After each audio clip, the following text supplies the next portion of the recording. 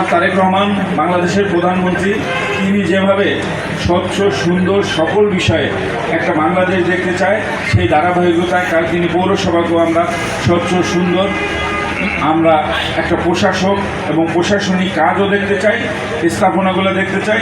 আপনারা যারা এখানে কাজ করবেন আপনাদেরকেও আমরা দেখতে এখানে আমাদের সুন্দর একটি কাউন্টার হয়েছে।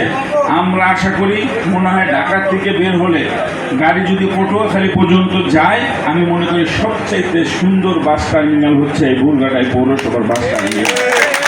এই বাস টার্মিনালটা আপনারা সুন্দর রাখবেন, এই বাস টার্মিনালটা আপনারা দেখার মতো করে রাখবেন।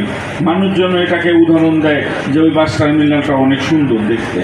আমরা চাই সুন্দর স্থাপনা থাকলেই হবে না, যারা আপনারা এখানে থাকবেন সুন্দর রাখার দায়িত্ব কিন্তু আপনাদের। আপনাদের কাছে অনুরোধ থাকবে আপনারা এই জায়গাটা সুন্দর করে রাখবেন। পুরান টার্মিনাল থেকে আমরাও নতুন টার্মিনালে আসছি।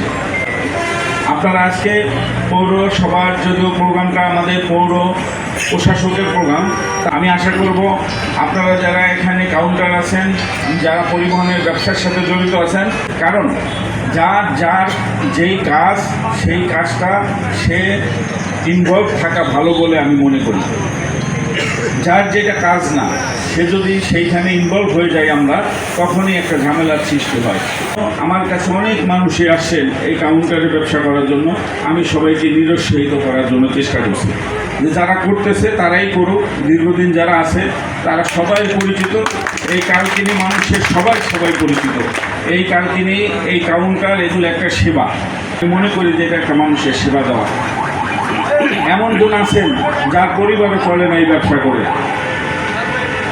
আমরা চাই আমরা যে সেবাটা তারা দীর্ঘদিন আমাদেরকে দিয়ে যাচ্ছে, আমরা যেন কারণ তাদের যেন আমরা সুযোগ করে দেই যারা ব্যবসা করে, আর আমরা যেন তাদেরকে কেউ বিরক্ত না করি।